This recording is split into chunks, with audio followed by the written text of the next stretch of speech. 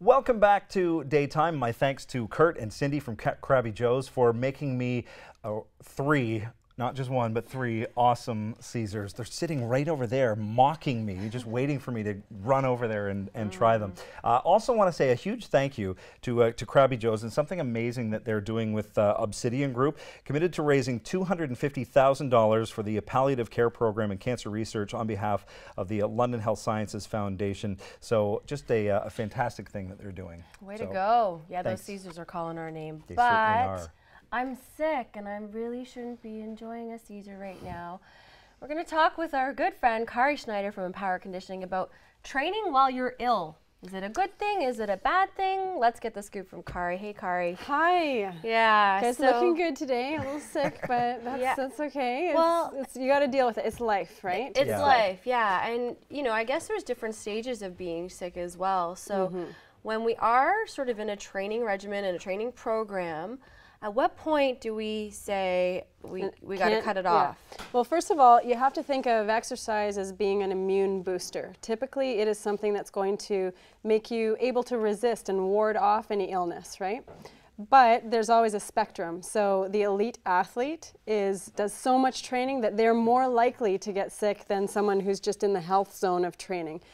Or someone who is not training at all, they're more likely to get sick than someone's in the health zone of training.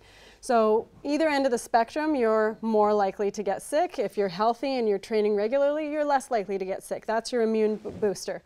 Having said that, the healthiest of us all are going to be exposed to something at some time that we can't ward off or we're not immune to, and we get sniffles, we get a cough, we get a sore throat, we might get something more serious, something into the chest, that kind of thing. So what do you do, right? Are you running? Are you weight training? What are you doing? And if the rule of thumb, you have to kind of remember this, the rule of thumb, if you have anything into the chest, you're starting to cough, and then you shut things down a little more. If you have a fever, can't do anything there. Sometimes I try to be a little more fine-tuning if it's a weight program or a running program. If somebody has a head cold, it's going to be easier for them to do a weight program and not do their running kind of thing. If somebody has something into their chest, they're probably not going to be able to do their running or their cardiovascular or whatever, their cycling, swimming, what their other activities are. So you really have to kind of take a look at what the illness is like, how sick are you? Sometimes if you take that day off of training and just give yourself a little extra rest, you can ward off that sore throat and it doesn't get full blown into whatever that cold or whatever that illness is. Other times, you know, you can train right through and you're fine. It gets a little sniffles, a little head cold, and you're fine. You keep training, no big deal.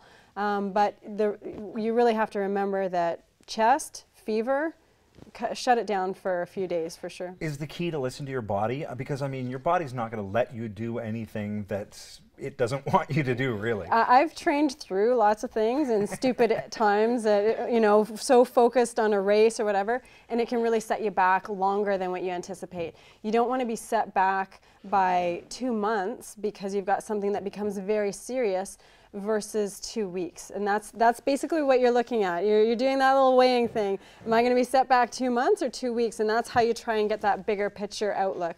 I've done it where I trained bronchitis, 6 weeks of coughing basically, and kept training because I thought, oh, I don't want to miss any of my training, but the training is crappy. You don't feel so good. So are you really getting the benefit of the training? Typically not, because you don't have the energy to put into it.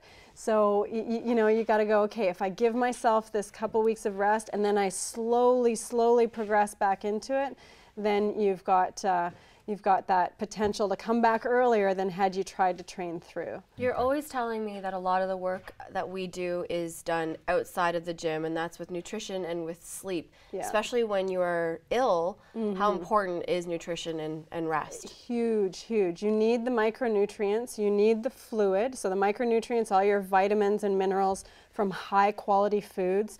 the fluids you need, that your body needs extra fluid while it's fighting. There's so much more going on a cellular level.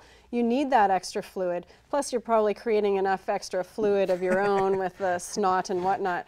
So you need that extra stuff, and the sleep is huge. Even with a little bit of extra training, you need extra sleep, let alone what your body is going through when you're really sick. You need that extra boost of sleep. So yeah, the fatigue is a huge thing. Well, and the fatigue plays into the motivation part too, because when you're sick, sometimes you just don't want to get off the couch. You don't feel like doing even a load of laundry, let alone going to the gym. I'm not gonna lie. Right. One thing that has helped me at the times that I've come down with a bug and I know I can't run, I know I can't do what I want to do, I can't do any Olympic lifting, whatever it is.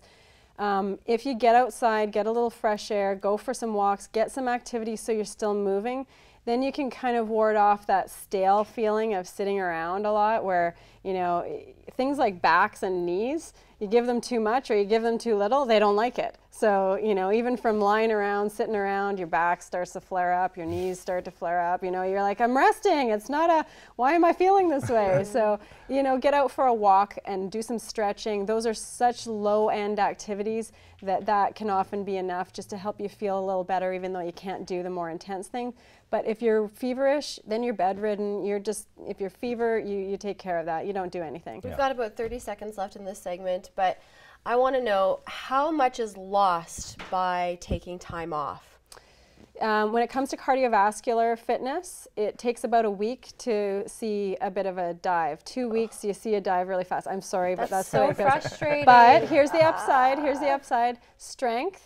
It takes about 6 weeks of not doing anything really to see that drop off. So your strength hangs on. That'll allow you to help yourself get back into your cardio because you'll still be hanging on to that strength and you'll slowly progress back in and it'll come back. So you just got to be smart about it. Patient and smart. That's all I have to say. A big sigh. That's the response. All right. Well, from an athlete who's trying to be an athlete to a real professional athlete, we will chat with Mallory Deluce from Team Canada Hockey when we return.